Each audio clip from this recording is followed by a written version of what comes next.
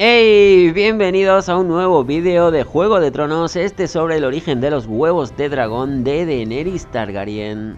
Esos que le entregaba el Magister Illyrio como regalo de bodas 3 huevos de dragón que habían sido robados mucho antes, y cuyo origen se nos revela en Fuego y Sangre, el libro de George R.R. Martin sobre el reinado de los Targaryen. Unos huevos que parecen formar parte esencial de la profecía más enigmática de Canción de Hielo y Fuego. Cuando la estrella roja sangre y reine la oscuridad, Azor Ahai volverá a nacer entre el humo y la sal para despertar a los dragones de piedra.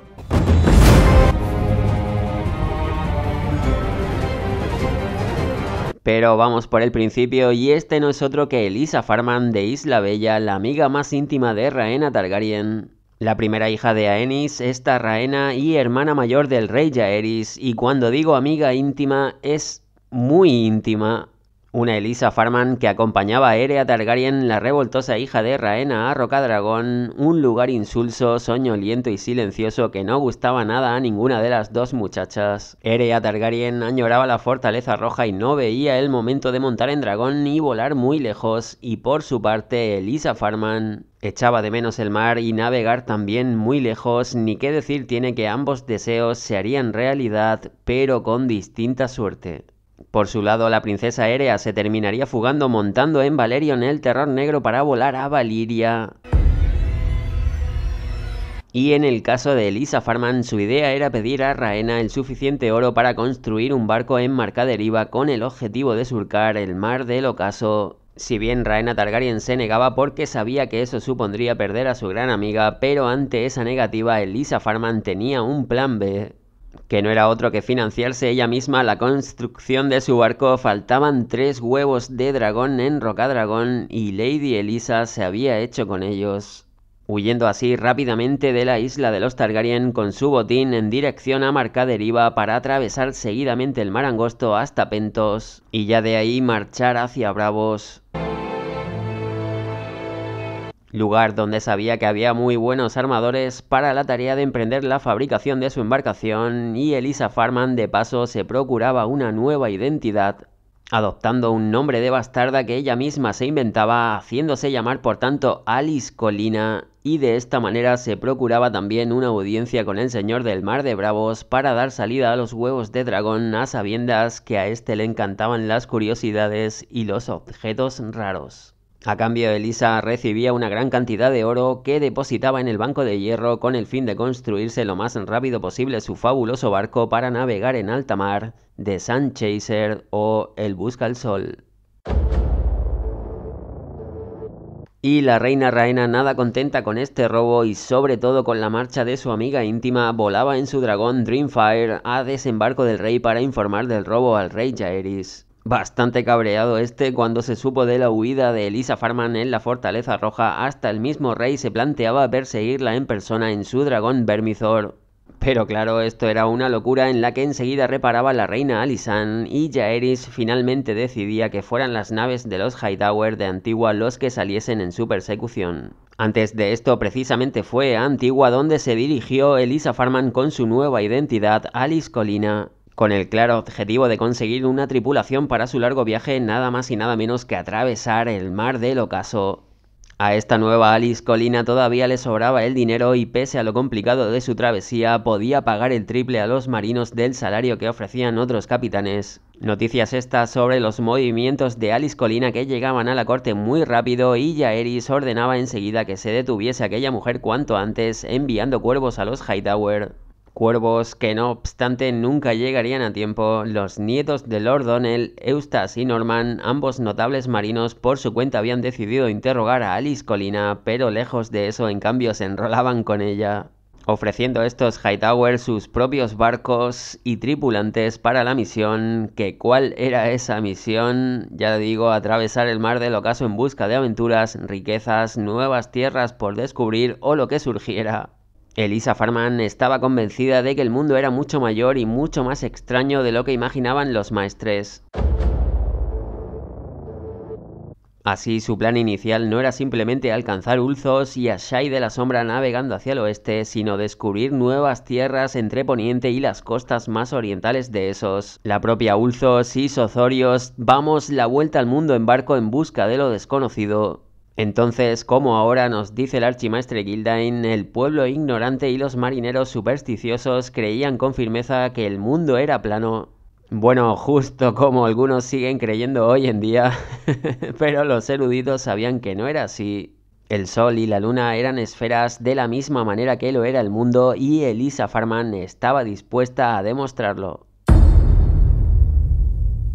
Así, la expedición por fin marchaba a mar abierto con el Busca el Sol en compañía del Luna de Otoño de Norman Hightower y el Lady Meredith de Eustace Hightower. Como decía anteriormente, el rey Jaehaerys intentaría que el resto de los Hightower les dieran caza con una docena de sus naves más veloces, pero todas acabarían regresando penosamente a puerto derrotadas. La travesía empezaba por tanto bastante bien, con el Busca el Sol marcando el ritmo, ya que el barco de Alice Colina era endiabladamente veloz, con los Hightower siguiendo su estela a duras penas. Sin embargo, el camino de rosas pronto se terminaba y una tormenta pillaba desprevenida a la expedición.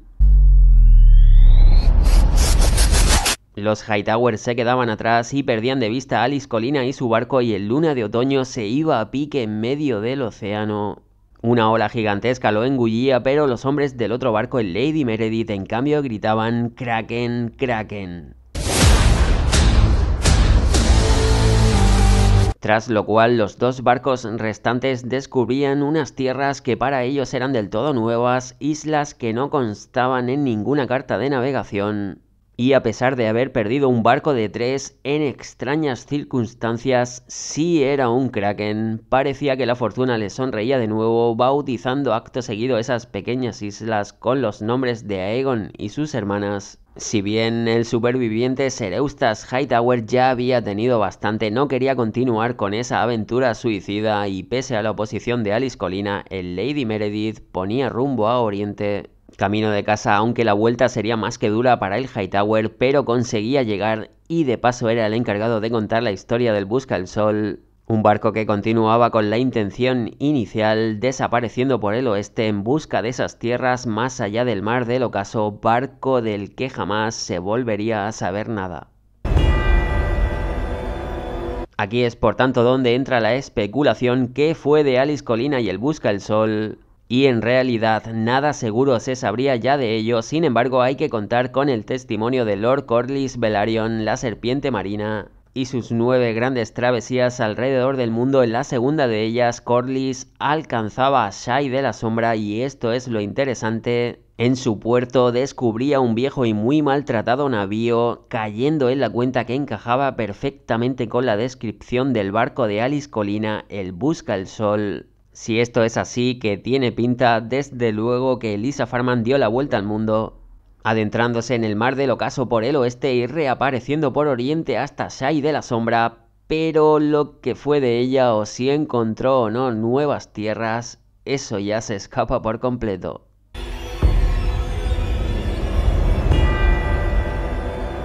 Fuera de esto, por otra parte, el rey Jaehaerys no había olvidado el incidente y estaba más que decidido a recuperar esos 3 huevos, primero investigando la participación del Banco de Hierro en el asunto, cosa que era rápidamente negada por los banqueros, y en segundo lugar, el rey decidía indagar en el papel asumido por el señor del Mar de Bravos. Y allí se dirigía al Septon Barth para plantearle a este el temita de los huevos, aunque el señor del mar tampoco tenía problema en negarlo todo. Si bien le decía a Barth que si estuviesen en su poder, en todo caso sería por haberlos comprado, y que en teoría no supondrían un problema para nadie mientras no eclosionaran, puesto que en teoría tan solo se trataba de piedras. La cuestión, y resumiendo, es que la negociación enseguida desembocaba en un ofrecimiento de oro del señor del Mar de Bravos a la corona, y una amenaza velada del Septon para el caso que esos huevos de piedra pudiesen en algún momento convertirse en crías de dragón, algo que el rey Jaehaerys en ningún caso estaría dispuesto a permitir. Y es que por todos era sabido que los huevos de dragón que no eclosionaban con el tiempo terminaban convirtiéndose en piedra, Pero no solo eso, los Targaryen tenían una antigua tradición, meter un huevo de dragón en la cuna del recién nacido para que terminara naciendo también el dragón. Tradición que la verdad no siempre salía bien, por ejemplo en el caso del nacimiento de Aemon, el caballero dragón. Parece que su hermano, un pequeño Aegon el Indigno de año y medio, no la compartía mucho, puesto que su madre Larra de Lis lo sorprendió golpeando al bebé con el huevo de dragón que le habían metido en la cuna. Qué malo que era este indigno hasta de bien pequeño.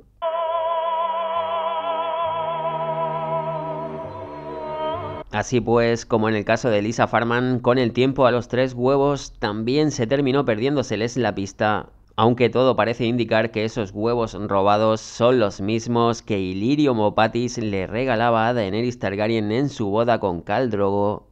Desde luego que todo encaja, 3 huevos que habían sido robados en Rocadragón y que iban a parar al Señor del Mar de Bravos, pero que bastante tiempo después reaparecen. Dragon's eggs, Daenerys.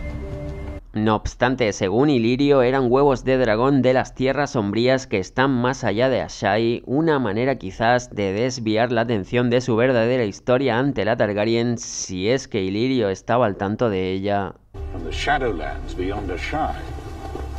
Huevos que en Fuego y Sangre no son descritos, pero sí lo son con todo lujo de detalles. Ya en Juego de Tronos, uno de los huevos era de color verde oscuro con motilas de bronce que fluctuaban según la luz. El huevo de Raegal, otro era de color crema con vetas doradas, el huevo de Viserion y el último era negro como el mar de medianoche con remolinos y ondulaciones escarlata que parecían darle vida.